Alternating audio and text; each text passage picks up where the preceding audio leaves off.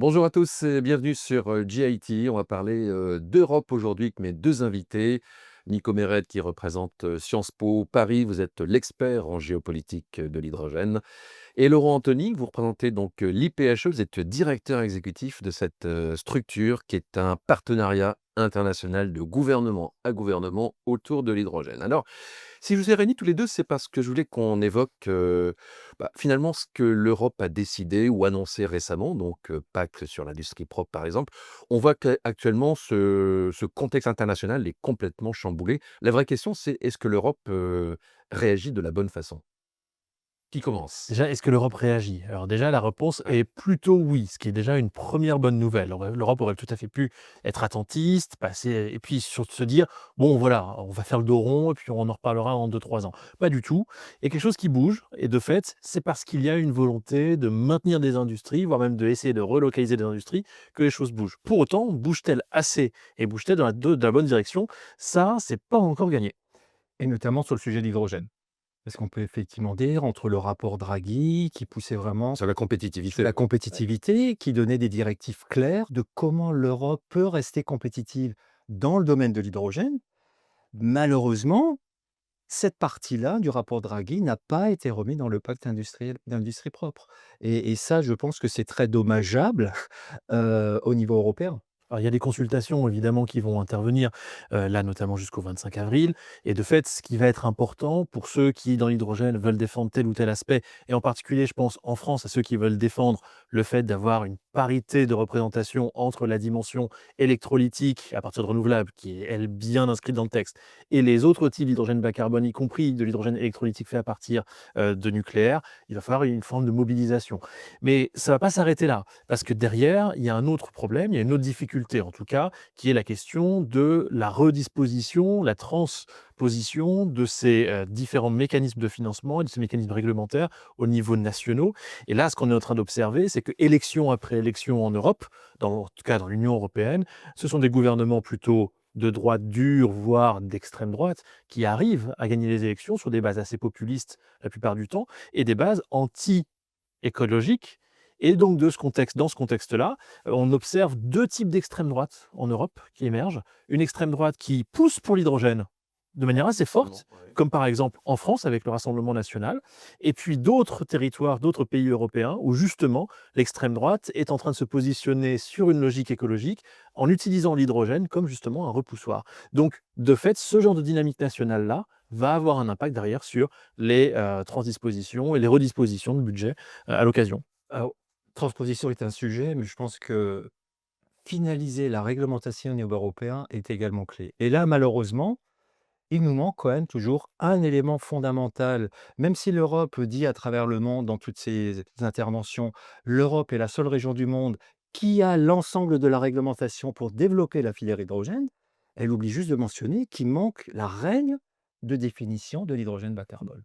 Et ce sujet-là est un élément clé, puisqu'aujourd'hui, comment veut-on investir dans l'hydrogène si on n'a pas la visibilité de ce qu'est l'hydrogène bas carbone Ouais, en mais complément de le l'hydrogène? nucléaire, j'ai l'impression que Da ça reste encore une alors, forme de discorde. C'est le sujet. c'est le sujet et Clairement. aujourd'hui, j'aurais tendance à dire, on parlait des États-Unis. L'États-Unis a un doge Mmh. et l'Europe a un dogme Oh, et oh, cet dogme oh, oh. Celle-là, on va l'inscrire dans le livre d'or. de ne pas utiliser l'électricité nucléaire pour produire de l'hydrogène. Alors on voit effectivement, comme disait Miko, il y a des changements au niveau politique. Sur ce sujet-là, j'aurais tendance à dire des changements positifs, que ce soit en Belgique ou en Allemagne, qui revoient quand même leur position non-utilisation d'électricité nucléaire pour produire de l'hydrogène.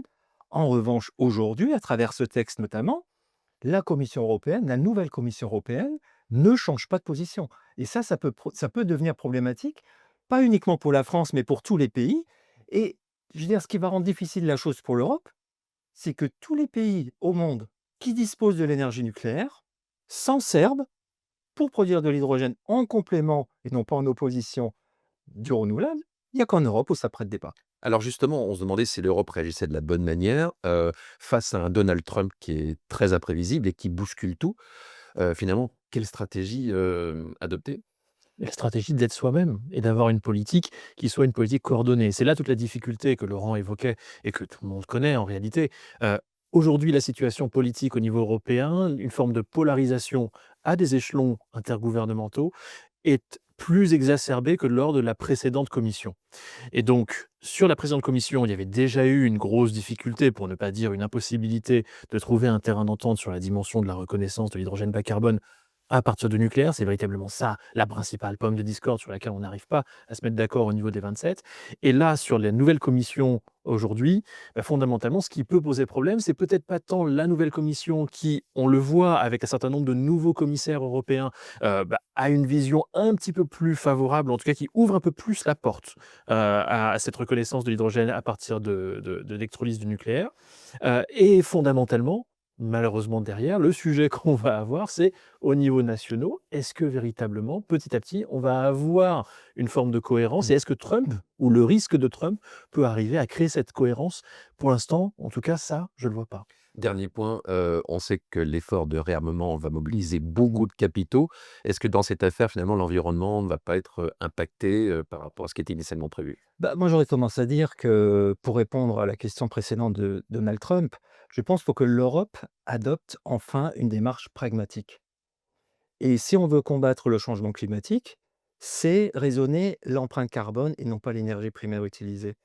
C'est pour ça l'hydrogène pourra continuer et va continuer aux États-Unis, parce qu'ils vont considérer le côté économique et le côté éventuellement bas carbone, mais en utilisant soit des énergies fossiles, soit du nucléaire, soit du renouvelable, mais ne pas focaliser sur l'importance du renouvelable.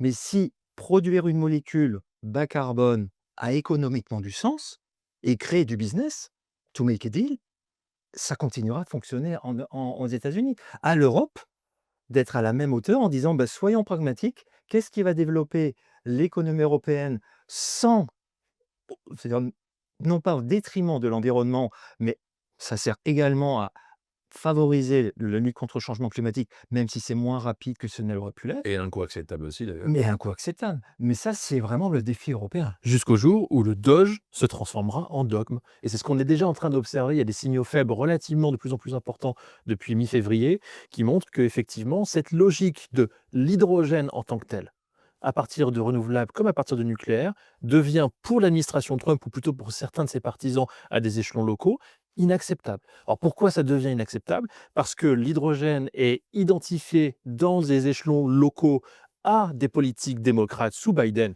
Donc, les supporters de Trump ne veulent rien avoir à faire avec ça et veulent casser ces politiques, qu'elles soient pragmatiques ou pas. Ils veulent absolument les casser pour une raison idéologique. Et la deuxième raison, c'est qu'il y a dans le discours autour des énergies massives et du nucléaire, en particulier aux États-Unis, petit à petit une opposition qui est en train d'émerger qu'on n'avait pas jusqu'à maintenant, jusqu'à l'arrivée de Trump et des tech bros derrière Musk, Thiel et compagnie, actuellement au gouvernement ou en soutien de ce gouvernement, qui consiste à dire on aura besoin du nucléaire pour les data centers en électrification directe, pour l'intelligence artificielle, pour les serveurs, etc. Pas pour aller faire de l'hydrogène. Donc ce discours-là qui commence à émerger, pour le coup, peut être un discours qui peut amener les États-Unis à changer de braquet et à perdre justement leur pragmatisme. Avec un petit bémol, c'est que par rapport notamment aux 7 hubs Mmh. aux États-Unis, certains hubs sont dans des États républicains. Oui, bien sûr. Et au niveau local, ça a un intérêt pour l'économie de l'État. On peut penser au Texas, par exemple. Par Un bon exemple, exemple. exactement. Et donc, même si la vision fédérale à Washington peut être ce que vous dites, justement, un peu moins pro, voire anti-hydrogène, dans certains États, et notamment comme le Texas républicain, Ouais. ils vont défendre, je pense, corps et âme, le projet, le grand hub hydrogène, mais sur la vision business, pas sur la vision Et environnementale. même dans des États où il n'y a pas de hub, comme l'Alaska, par exemple. On reconnaît le spécialiste, des pôles et du climat et du froid à travers Miko Mered et Laurent Anthony. Merci pour cette analyse à 2 voix sur, le challenge de l'Europe par rapport à tout ce qui se passe dans le monde actuellement. Merci et à bientôt sur, GITV.